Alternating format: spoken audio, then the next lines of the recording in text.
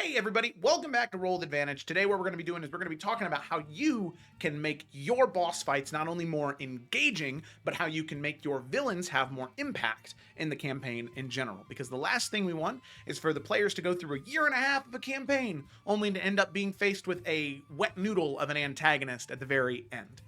That's not what we want.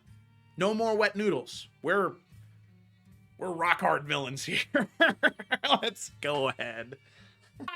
That's so dumb. I just gotta be dumb though. I just gotta be an idiot. If I'm an idiot but a savant, it's okay. As long as I sound like I know what I'm talking about, we're Gucci Golden.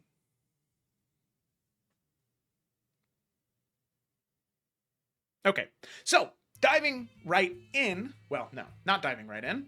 I have a caveat I would like to place first. On the table, here you go, caveat. I run very narrative-focused games at my table. It's what my players like, it's what I like. However, the goal, right, is to run a really strong narrative, a story that the players are a part of, not listening to. With any of the narrative tips that I give you, or with any of the combat tips for that matter, you want to try to avoid taking anything from your players, taking any opportunities away from them, or forcing them into anything.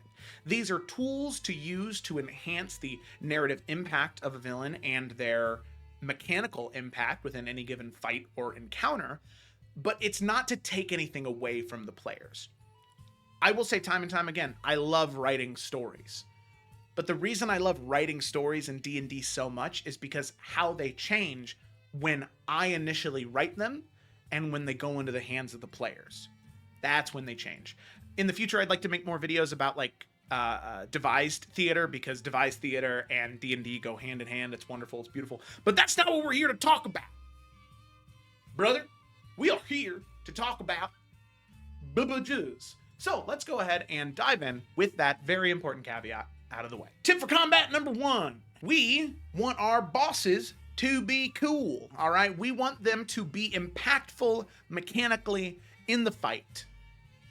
But we want to make sure that they're not stupidly, ridiculously overpowered, because then it's not fun to fight them. It is infuriating to fight them. And infuriating is good sometimes, but not in the way that this can be. I made a short form video about this a couple weeks ago, but the idea is you want to use a pick 2 triangle when designing your boss fights or your boss monsters. So on a triangle at the top, you will have high mobility. Bottom left or right, you'll have high damage. The other side, you will have high tankiness. When you go to make your villain, you pick 2 of those, and those are the 2 things they are very good at. They are either highly mobile and really high damage, or they're really high damage and really tanky, or they're really tanky and really mobile, but they don't do a lot of damage. This is how you make a boss fight really fun, not just because they're not overpowered, but because they have an exploit. They have an exploit that the party can use to win. That's what we want, right? If we look at boss designs from video games, which I know tabletop RPGs and video games are not the same thing before you type your comment, but they share a lot of similarities in terms of making sure the player who is in control in that moment feels good, that they feel like they accomplished something and that they had a hand in victory. That is what makes From Software so good at designing bosses. Because granted, Dark Souls games and Bloodborne and Elden Ring, they're different from playing D&D because you learn from fighting an encounter over and over and over and over again. After 5 or 6 deaths, then you learn. Think about how good it feels in any one of those games, if you've ever played them, when you beat a boss on the first try. You feel so good in that moment because you figured it out. It clicked. That's what we want our players to do when they're in a boss fight. Combat takes a long time in D&D, and especially final bosses take a long time. But this gives us a unique opportunity to what most video games have. Because we have 5, 6, maybe even 7 player characters going on any given turn in between the villain, that is 6 or 7 opportunities in the first round of combat to display what the villain can do if they don't already know. That way they can analyze in the first turn. They can go back and forth. They can figure out a weakness from that and then make the rest of the combat focused on exploiting it. They can figure it out in the beginning and use it to win, to get to the end. Because that's the thing. This is something Matthew Colville has said before, and it's something that FromSoft, I believe, has as a cornerstone of their design. Players have the most fun when they struggle, when they get their ass kicked, when they are just almost beat to a pulp, but they still succeed. Anybody who has played a video game or played a sport or watched a sport that you care about, you know what it feels like to almost lose and then win. And think about how much sweeter that is made when the reason you win isn't because you slammed your head into a brick wall over and over again, like most combat encounters in any tabletop RPG, but it's because you used your brain, you used the thing that's inside your skull. You're so smart, you figured it out. That is just a general note on boss design. I'd love to make a full video on it because I think it's really cool. If you'd like to see it, comment down below. Now let's dive into number 1 on the narrative side of things. You want to connect your villain to the party in multiple ways. This either means that the BBEG is directly responsible for the player's misfortune, or by a couple of degrees responsible for the player's misfortune. Right, in a story, we're trying to weave a complex pattern here. So we want to look for small ways to connect our party to the BBEG. We don't want to do too many big ways. We don't want most of the time, we don't want our BBEG to be a family member of any one of the party members, because that can kind of create some main character energy, and we're trying to avoid that. But a good example of this is, let's say your BBEG is a lich, and 2,000 years ago, the lich was responsible for killing an important historical figure, someone who founded a holy order. Well, now in the current campaign, the paladin in your campaign is a member of that holy order. And partway through your adventure, they learn that the lich is responsible for that. It gives them an extra desire to hunt the lich other than, my paladin good, lich evil. Smite, hey, sure, that's fine, whatever. But if you want to have your game have a little bit more of a narrative drive behind it, small things like that can go a long way. If you're interested in hearing more of those examples, I could prepare like a document or a roll table or things like that. I just don't know what would be helpful for people. So if that sounds like something you'd like, let me know. Number 2, for combat, I'm not going to talk about this one for very long because there's a whole 20-minute video about it. This is secondary objectives in combat. You should go watch that video. After you watch this one, the rest of the video is good, I promise. Secondary objectives also really good, but you can find that up here. Finish this one first. Please and thank you. Mwah, mwah, mwah. Secondary objectives, they really add the spice, the fervor, to your combat encounters, because they make sure that the players are engaged in your combat encounter. Because think about it, if you have a normal combat encounter where your players are just, like I said before, banging their head up against a brick wall trying to tear it down, that can be fun. There's nothing wrong with that. But the moment that you add something else that they're trying to accomplish, each player is going to be engaged almost every single turn, even when it's not their own. They're not going to be scrolling through Facebook or Reddit anymore. They're going to be watching what's happening because it will influence what they're doing. In fact, their DM-less group chat that they have without you is probably blowing up as they're trying to figure out what the fuck to do. Some examples of this could be, for a boss fight specifically, is there are villagers or NPCs that are being sacrificed to the BBEG and they need to free them first. Maybe they need to perform a ritual to seal the BBEG away because they can't be destroyed. Or maybe they need to place the 3 holy anchors within the BBEG first before they can deliver the final killing blow. Things like that really can spice up an encounter because, like I said, it's not just about slamming your head into a wall. It's about doing something productive and figuring out how you can really help. This is super awesome for martial classes because your fighters, your barbarians, most of the time they just think, it's my turn, I guess I'll swing. Oh, I missed 3 of my attacks, okay. Well, I guess I'll sit here for another 2 hours and do nothing and hope that I hit next time. Right? We can't be mad at the dice. I mean, you can be totally well within your right to be mad at the dice, but, it's part of the game. So by giving secondary objectives for those martial classes to do something else during combat, it can help dissuade feelings of disinterest and frustration with the game. Number 2, when it comes to narrative, we're talking about music. Music. I'll tell you what, ladies and gentlemen, I'm a slut for symphonies. I am a messy bitch for music. I love music in my D&D game so freaking much you have got no idea. What we want to do is we want to give our BBEG, our villains, we want to give them a motif of some kind, right? This is, if you're unfamiliar, this is a piece of music that you will play to represent them and their ideals whenever they're brought up. This is something I do in my campaigns. The Dark One is the villain of my campaign. He's an entity that exists outside of space and time, an eldritch horror. And anytime that he comes up, or some big natural disaster happens that is his doing, as I describe it, the music starts to play. For those of you curious, I can't play it here because sadly this video will get copyright striked, but it is the Beast from Sicario.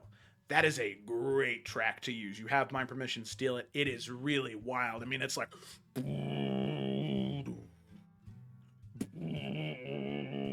I mean, it's great. I mean, that's pretty... You don't even need to go listen to it now. I just performed it for you. You're welcome. That's specifically for motifs, but we also want to give our bosses cool boss fight music. We can use music from Software games like I brought up before. I mean, they make banging boss fight music, or from other video games you've played. Or if you don't want to use video game music because you're afraid your players might synonymize the boss with the music that you're playing, I get that, right? Sometimes it can be really frustrating when you choose music that you really like and they go, oh, is this from Elden Ring? Like, yeah, okay, yeah, it is. All right, let's keep moving.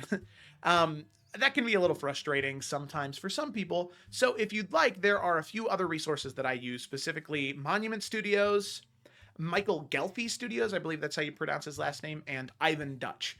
I'll have those linked down below to their YouTube channels and for the music that they've created. I really like to use them in my games. I give a resounding endorsement to all three of them.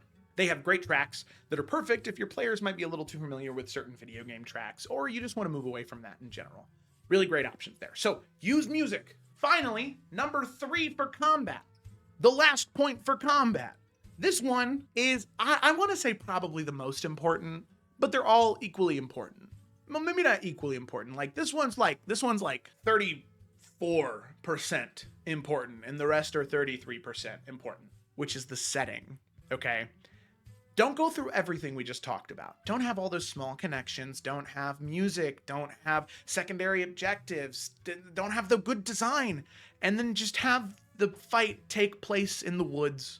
Don't just throw it away all at the end. Don't do something that's just mundane, something that's not notable. There is no reason that it should just take place in just a forest or just a throne room. I mean, if this is the end boss of a campaign, let's just get freaking crazy, dude. Let's go wild. If the players can use the rule of cool, well then blue skidoo, you can too, buddy. All right?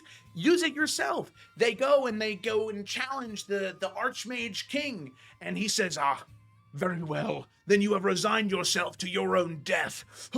And as like he reaches up, these arcane runes begin to glow in his hand as he pulls them down. The rune detonates with arcane magic, and they're teleported into a liminal space between the realms of life and death. And there's boulders flying around, and there's giant floating discs and shit. And the mage is like floating around. He's like shooting fucking beams of magic. And the players now are in a liminal space of life and death, like I said, and they're jumping. They're having to dodge. There's the threat of falling off into the void of nothingness to have your soul be consumed by the great shadow demon of Carthagos. Carthagos, exactly. That's really cool. Why not do that? Why not?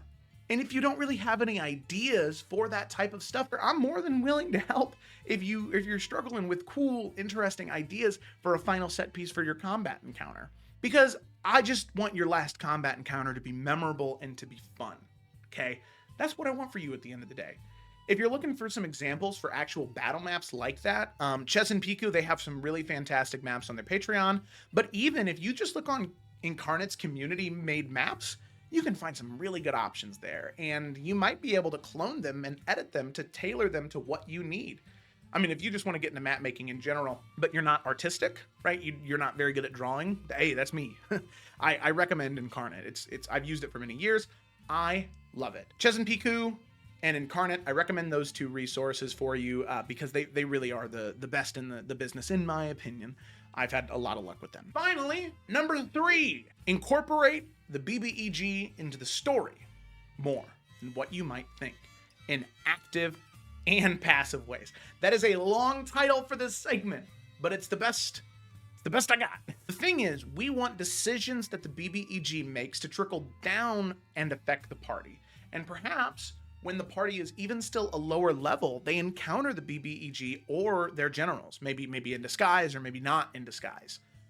The reason we want to do this is because it will give an impression to the players of the BBEG, of who they are, of what they care about, of who supports them, of who doesn't support them, and of their prowess within combat. We recently had this happen in the Tales of Evern, where we're level 13, and in a drop of the hat moment, we had to fight the Demogorgon with a secondary objective, but we had to fight them. It wasn't to the death. We were just trying to save someone and then get out of there, but we still had to fight our end game villain before we were even remotely ready. It showed us what the Demogorgon can do, and also it gave us a really good idea of how we need to grow and what we need to prepare to be ready for that fight when it eventually comes. This is something that I think Robert Jordan does really well in the Wheel of Time series.